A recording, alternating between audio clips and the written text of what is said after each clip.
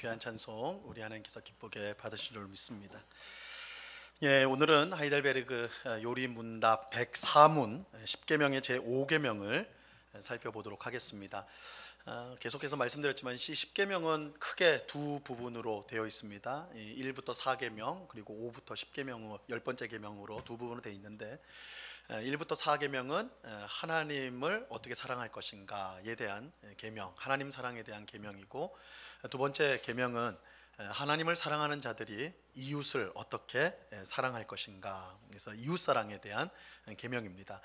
예수님도 한 율법사가 율법의 가장 중요한 율법이 무엇입니까? 라고 물었는데, 이때 하나님을 내 마음과 뜻과 정성을 다해 사랑하는 것이 첫째가 는 계명이와 또 그와 같이 내 이웃을 내 몸과 같이 사랑하는 것이 중요한 계명이다 말씀하셨죠. 그래서 이 하나님 사랑, 이웃 사랑이 이 율법에서 가장 중요한 계명인데 그것을 요약한 것이 10계명입니다.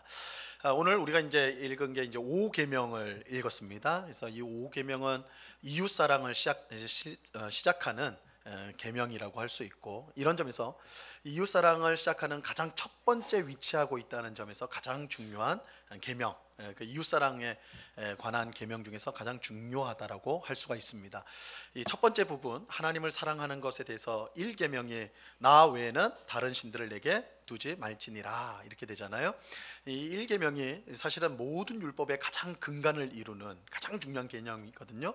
마찬가지로 둘째 부분을 시작하는 5계명도 제일 앞에 나와 있다는 그 자체가 이웃사랑의 계명에서 가장 중요한 계명이다라고 우리가 이제 알 수가 있습니다. 자, 그렇다면 이 제5계명은 무엇인가? 제5계명이 뭐죠? 내 부모를 공경하라. 내 부모를 공경하라. 컨닝이라도 좀 잘하셔가지고 내 부모를 공경하라가 제5계명입니다. 자, 오늘 본문 12절을 우리 다시 한번 읽어보도록 하죠. 같이 읽습니다. 시작. 내 부모를 공경하라. 그리하면 내 하나님 여호와가 내게 준 땅에서 내 생명이 길리라. 자, 5계명은 내 부모를 공경하라예요. 이 내 부모를 공경하라는 5계명이 중요하다라고 하는 것은 이 둘째 부분의 첫 번째로 나오기 때문만은 아닙니다. 이 5계명만 복이 약속되어 있습니다. 5계명만 그것에 순종하면 복을 주겠다는 하나님의 약속이 붙어 있습니다. 자, 하나님은 부모를 공경하는 사람에게 어떻게 하겠다고 말씀하세요? 내 생명이 길리라. 내 생명이 길다. 이렇게 말씀을 하죠. 이 장수의 복을 허락하여 주신 거예요. 근데 이건 이제 내 날이 길다, 내 생명이 긴다라는 것은 단순히 너 오래 산다라기보다는 하나님이 주시는 이 풍성한 삶을 오랫동안 누리게 될 것이다, 이 정도 의미예요. 그러니까 단순히 생명만 라는 의미보다는 하나님이 주시는 풍성한 은혜와 복을 누리게 될 것이다. 이 생명이니까요, 그걸 누리게 된다라는 거예요. 이 제5계명에 이런 복이 약속되어 있는 것은 그만큼 이 계명이 중요하다는 뜻이 되는 것이죠. 자, 그렇다면 5계명의 의미가 무엇인지 우리가 하이델베르그 요리 문답이 설명하는 내용을 우리가 함께 생각해 보도록 하겠습니다. 제가 질문을 하면 답변을 해주시기 바랍니다. 제3문, 제5계명에서 하나님께서 원하시는 것은 무엇입니까? 나의 부모님 그리고 내 위에 있는 모든 권위에 모든 공경과 사랑과 신실함을 나타내고 그들의 모든 좋은 가르침과 징계에 대해 합당한 순종을 하며 또한 그들의 약점과 부족에 대해서는 인내해야 합니다. 왜냐하면 그들의 손을 통해 우리를 다스리는 것이 하나님의 뜻이기 때문입니다. 자, 제5계명을 통해 하나님이 우리에게 요구하시는 또한 바라시는 내용은 무엇이냐라는 질문에 나의 부모님과 내 위에 있는 모든 권위에 모든 공경과 사랑과 신실함을 나타내는 것이다, 이렇게 답을 하고 있어요. 또 그들의 모든 좋은 가르침과 징계에 대해서 합당한 순종을 하는 것이다, 이렇게 말합니다. 자, 여기서 우리가 이제 주목해야 될 점은 제5계명이 비록 내 부모를 공경하라이지만 우리가 공경해야 될 대상은 부모뿐만 아니라 부모님뿐만 아니라 우리 위에 있는 모든 권위자들, 즉 우리 위에 있는 모든 지도자를 포함한다는 것입니다. 우리는 가정에서 우리 위에 있는 부모님을 공경해야 합니다. 우리는 교회에서 우리 위에 하나님께서 세우신 지도자들을 공경해야 돼요. 또 우리는 사회에서 우리 위에 있는 지도자들을 공경해야 합니다. 이렇게 보면 이 10계명의 제5계명은 단순히 부모에 대한 효를 가르치는 것이 아니라고 할 수가 있어요. 이 부모를 공경하는 것은 그것이 단순히 사람의 마땅한 도리이기 때문이 아닙니다. 우리 위에 있는 사람들을 공경하는 것은 단순히 우리가 지켜야 될 마땅한 윤리와 도덕이기 때문이 아니에요. 여기에는 아주 중요한 성경적 원리, 신학적 원리라고 할까요? 성경적 원리가 있습니다. 그것은 하나님께서 우리를 다스릴 때에 우리 위에 두신 사람들을 통해서 하시기 때문입니다. 이 요리문답이 이렇게 말을 하고 있어요. 왜냐하면 그들의 손을 통해 우리를 다스리는 것이 하나님의 뜻이기 때문입니다. 하나님께서 우리 위에 두신 사람들을 통해 우리를 다스리는 것이 하나님의 뜻이에요. 이것이 하나님의 뜻이기 때문에 우리가 마땅히 우리 위에 있는 사람들을 공경해야 하는 것이죠. 자, 로마서 13장 1절 말씀을 우리가 같이 보도록 하겠습니다. 같이 읽습니다. 시작. 각 사람은 위에 있는 권세들에게 복종하라. 권세는 하나님으로부터 나지 않음이 없나니 모든 권세는 다 하나님께서 정하신 바라. 자, 이 말씀에 의하면 우리는 위에 있는 권세, 우리 위에 세워진 사람들에게 복종해야 됩니다. 그 이유는 분명해요. 권세는 하나님으로부터 나오게 되고 모든 권세는 하나님께서 정하신 것이기 때문입니다. 그렇다면 우리 위에 있는 부모나 지도자는 모두 하나님께서 세우신 것입니다. 그죠? 이 말씀에 따르면 모든 권세, 우리 위에서 우리를 다스리는 지도자들, 권세는 하나님께서 정하신 것이고 하나님이 세우셨다. 그렇다면 우리가 그런 사람들을 공경하는 것 마땅하다라는 거예요. 하나님께서 우리 위에 부모와 지도자들을 세워주셔서 그들을 통해 우리를 다스립니다. 그렇게 우리가 부모를 공경하고 지도자들에게 순종하는 것은 궁극적으로 누구를 공경하고 순종하는 거예요? 하나님이에요. 그러니까 하나님이 우리 위에 부모를 세우셨습니다. 하나님이 우리 위에 윗사람, 지도자들을 세우셨습니다. 그러므로 우리가 부모와 윗사람들을 공경하고 그들을 순종하는 것은 결국 궁극적으로 누구를 향한 거예요? 하나님을 향한 거예요. 자, 이것이 우리가 부모를 공경하고 우리 위에 세워진 지도자들에게 순종해야 되는 성경적인 이유입니다. 만약 우리가 부모를 공경하지 않고 무시한다면, 또 우리 위에 세워진 지도자들에게 순종하지 않고 반대하고 저항한다면 그것은 단지 그들을 향한 것이 아니라 그들에게 권세를 주신 하나님을 향한 것이 됩니다. 그래서 로마서 13장 2절 말씀에 보면요, 이렇게 말씀하고 있어요. 같이 읽습니다. 시작.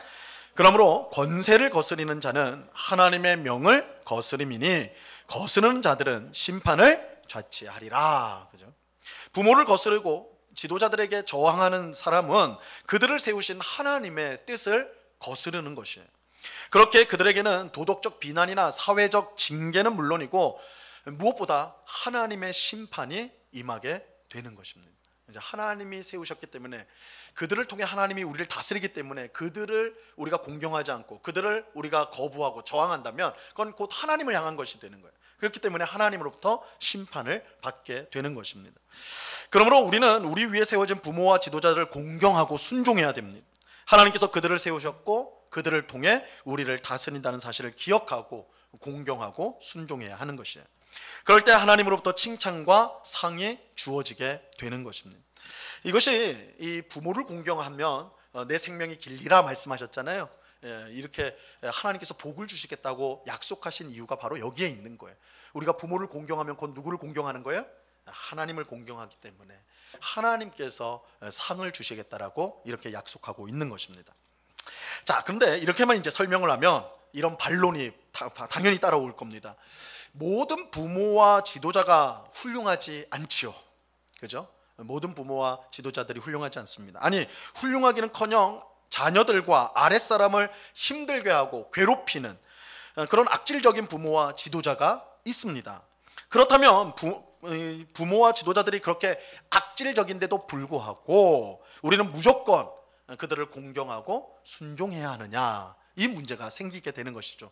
우리 부모가 너무 훌륭해요. 그럼 공경하는 거 그거 당연하고도 쉬운 일입니다. 우리 위에 세워진 지도자들과 아주 유능하게 잘 이끌어, 사심없이 잘 이끌어가요. 그럼 지도자 밑에 있는 건 복이죠. 그들에게 따르는 거 당연하게 기꺼이 할 겁니다. 그런데 부모가 악한 부모예요. 또 너무 부족한 게 많아요. 그렇게 할 때 자녀들을 번번이 힘들게 만드는, 그런 부모는 어떻게 되느냐, 그죠? 사적인 이익을 챙기고 아랫사람을 함부로 하고 갑질하는 그런 지도자들도 우리가 공경하고 존중해야 되느냐, 순종해야 되느냐, 이런 문제가 분명히 있을 겁니다. 굉장히 어려운 문제인데요, 요리문답은 이렇게 대답하고 있습니다. 그들의 약점과 부족에 대해서는 인내해야 합니다. 이렇게 말하고 있어요. 인내해야 합니다. 요리문답은 우리의 부모와 우리 위에 세워진 지도자가 약점과 부족함을 가지고 있다는 사실을 인정해요. 그렇다면 그런 부모와 지도자들을 우리는 어떤 태도로 대해야 되는가? 약점과 부족이 있으니 공경할 필요가 없고 무시하고 반항해도 되는가? 요리문답은 그들의 약점과 부족함에 대해서는 어떻게 해야 된다고요? 인내해야 된다고요. 인내. 그러니까 여러분들이 목소리가 작은 이유를 제가 이해를 합니다. 그죠? 인내는 제일 힘든 거예요. 그런데 인내하라 이렇게 말하고 있어요. 우리는 부모가 약점이 많고 힘이 부족하더라도 그들을 무시하거나 불순종해서는 안 됩니다. 내 위에 세워진 지도자가 나보다 못하거나 부족한 부분이 있다고 해서 그를 무시하거나 경멸해서는 안 됩니다. 우리는 오히려 그들의 약점과 부족함에 대해 인내할 줄 알아야 돼요. 참을 수 있어야 된다는 겁니다. 그렇게 해야 되는 이유는 분명해요. 하나님께서 그들을 우리 위에 세워주셨기 때문입니다. 하나님께서 그들을 세우셨다면 거기에는 분명 하나님의 뜻이 있는 거예요. 그렇다면 우리는 하나님의 뜻보다 우리의 생각과 판단을 앞세워서는 안 됩니다. 자녀들이 어른이 되면서 부모 공경하는 마음을 잃기가 쉽죠. 어렸을 때는 그렇게 부모 말 잘 듣고 순종하던 아이가 머리가 굵어지고 커고 자기가 돈 벌고, 그죠? 자기가 더 막 세상에서 잘 나가면 부모 공경하는 걸 잃어버려요. 부모를 공경하기 잘 쉽지 않습니다. 이제 자기가 생각하는 거죠. 내가 부모보다 공부도 더 많이 하고, 그죠? 또 부모보다 능력이, 세속적인 세상에서의 능력도 더 많고, 부모보다 세상을 더 잘한다라고 그렇게 생각하기 때문에 그래요. 부모의 삶을 지켜보면서 그들의 약점과 부족을 너무 많이 보고 경험했기 때문에 그래요. 자녀들은 사실 부모가 다른 외부인에게는 자기를 숨길 수 있을지 몰라요. 자녀에게 자기를 숨길 수는 없잖아요, 그죠? 그러니까 자신의 약점과 부족함을 사실 자녀들은 다 노출이 된단 말이에요. 자녀들이 다 보는 거 아닙니까? 그래서 이 부모에 대한 상처가 자녀들에게 분명히 있는 경우가 많죠. 그런데요, 재미있는 건 이거예요.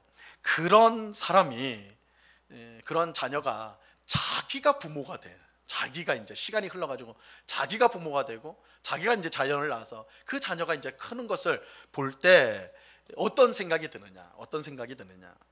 부모를 공경하지 않았던 것을 후회해요. 자기가 부모에 대해서 함부로 대했던 것을, 교만하게 대했던 것을 후회하게 됩니다. 왜냐하면 자기는 부모와 다를 거라고 생각했는데, 난 더 잘 배우고 더 많은 걸 할 줄 알고 나는 더 잘났는데 이렇게 생각했는데, 그래서 부모랑 내가 다를 거라고 생각했는데 그들보다 나을 것이 하나도 없다는 것을 깨닫게 되기 때문에 그래요. 내 자녀를 낳아보고 그 자녀가 내게 하는 거 보니까 내가 내 부모보다 나은 게 없구나, 이걸 이제 깨닫게 되는 것이죠. 여러분, 우리는 부모와 지도자의 약점과 부족함에 대해서 인내할 줄 알아야 합니다. 이 완벽해서 부모가 되는 경우는 없습니다. 이 세상에 완벽한 지도자는 존재하지 않습니다. 약점과 부족함이 있는 부모와 지도자라 할지라도 하나님께서 세우셨다는 사실을 믿고 우리는 인내하며 공경하고 순종해야 되는 거예요. 그럴 때 우리는 겸손함을 배우게 되고 또한 하나님의 오묘한 섭리를 배우게 되는 것입니다. 하지만 만약에 부모와 지도자들이 하나님의 말씀에 명백하게 어긋나는 일을 지시하거나 강요한다면 어떻게 되는 것일까요? 이것도 이제 문제가 되는 거죠. 자, 이때도 우리는 그저 인내해야 되는가? 하나님의 뜻에 어긋나는 일을 지시해도 그래도 하나님이 세우신 부모가, 하나님이 세운 지도자가 이렇게 했으니까 인내하면서 따라야 되는가? 자, 이 문제에 있어서는 우리가 베드로와 사도들의 말씀을 듣는 것이 필요합니다. 사도행전 5장 29절 말씀입니다. 같이 읽습니다. 시작. 베드로와 사도들이 대답하여 이르되 사람보다 하나님께 순종하는 것이 마땅하니라. 자, 이 말씀을 우리가 꼭 기억을 해야 됩니다. 아무리 부모라도, 아무리 우리 위에 세워진 지도자라도 하나님의 말씀에 명백히 어긋나는 것을 요구한다면 우리는 거절해야 됩니다. 이거는 우리가 조금만 생각해도 사실은 당연해요. 왜냐하면 하나님께서 우리 위에 부모와 지도자를 세워주셨는데 그들이 하나님의 말씀에 어긋나는 것을 요구한다면, 어긋나는 것을 요구하고 그것을 우리가 따른다면 그건 결국 누구의 뜻을 저버리게 되는 거예요? 하나님의 뜻을 저버리게 되는 것입니다.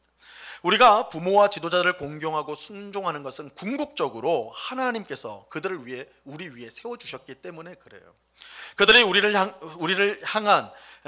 향해 가지고 있는 권위와 권세는 하나님께서 그들에게 주신 것입니다. 그렇게 그들이 하나님의 뜻에 어긋나는 것을 우리에게 요구한다면 그것에 대해서는 절대 순종해서는 안 되는 것입니다. 자, 물론 이렇게 말씀드린 것은 하나님의 뜻에 어긋나는 것을 요구하는 부모와 지도자들과 싸우라는 뜻이 아니에요. 싸움 막, 그러면 말을 안 들어도 되니까 이제 마음껏 싸워야 되겠구나. 그건 아니에요. 비록 악한 부모와 지도자라도 하나님이 세우신 것은 분명합니다. 우리는 이런 이유로 그들을 존중해야 됩니다. 하지만 하나님의 뜻과 어긋났을 때 우리는 하나님의 편을 들어야 됩니다. 그래서 결국 우리가 궁극적으로 듣고 순종해야 될 대상은 하나님이란 사실을 기억해야 돼요. 우리는 하나님의 말씀에 순종해야 되는 것입니다. 자, 이것과 관련해서 우리가 이제 꼭 기억해야 될 중요한 사실이 있는데요. 우리는 부족하고 약점이 있으며 심지어 악한 부모와 지도자들을 인내할 수 있어야 한다고 그랬어요. 하지만 그렇다고 하나님께서 그런 악한 부모와 지도자들을 괜찮다고 생각하는 것은 절대 아닙니다. 자, 이거를 꼭 구분하셔야 돼요. 우리가 자녀이고 우리가 밑에 있는 사람이라면 우리 위에 세워진 사람이 하나님이 세운 사람이다 라는 것을 알고 공경하고 순종하고, 그리고 악할 때는 그걸 인내할 줄 안다. 부족하고 연약한 것에 대해서는 인내할 줄 알아야 된다. 이건 우리의 자세인데, 부모와 지도자의 경우에는 그들이 연약하고 부족한 것 또한 악한 것들은 하나님께서 그것을 괜찮다고 결코 생각하지 않는다는 거예요. 하나님은 우리에게 공경과 순종, 인내를 요구하였지만 부모와 지도자들에게는 책임을 요구하세요. 부모와 지도자들에게는 하나님께서 그 책임을 요구하십니다. 부모는 자녀에게 부모다워야 될 책임이 있어요. 자녀를 함부로 대해서는 안 되고 주의 훈계로 반드시 양육해야 됩니다. 또 지도자는 아랫사람에게 지도자다워야 될 책임이 있습니다. 아랫사람을 잘 지도하고 보호하고 격려해 주어야 하는 것입니다. 그렇게 하지 않은 악한 부모와 지도자들은 하나님께서 그들에게 주신 책임을 다하지 않았기 때문에 무서운 말이에요. 반드시 심판을 받게 됩니다. 하나님께서 책임을 물으실 거예요. 하나님은 자녀를 학대하는 악한 부모를 절대 그대로 두지 않습니다. 하나님은 아랫사람을 이용하고 착취하고 괴롭히고 갑질하는 지도자를 절대로 그대로 두지 않습니다. 하나님이 주신 책임을 내버린 죄를 물어 반드시 심판하세요.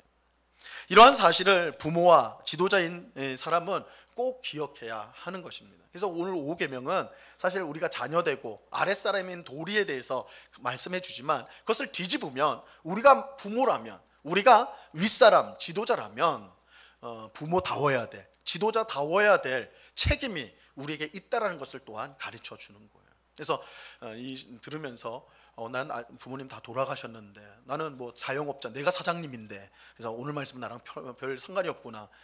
그렇지 않아요. 모든 사람은 이 둘 중에 다 속하게 되어 있어요. 그랬을 때 내가 윗사람이라면, 내가 부모라면 어떤 책임이 있는가. 이 5계명은 그 책임을 함께 묻고 있다는 것을 생각하셔야 됩니다.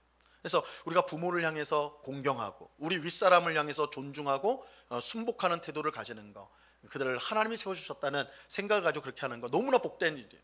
근데 만약에 내가 부모이고 내가 지도자라면 내 자녀에게, 내 아랫사람에게 어떻게 돼야 되는가, 거기에 대한 책임을 하나님이 물으신다. 이게 5계명이 또한 우리에게 알려주는 것입니다.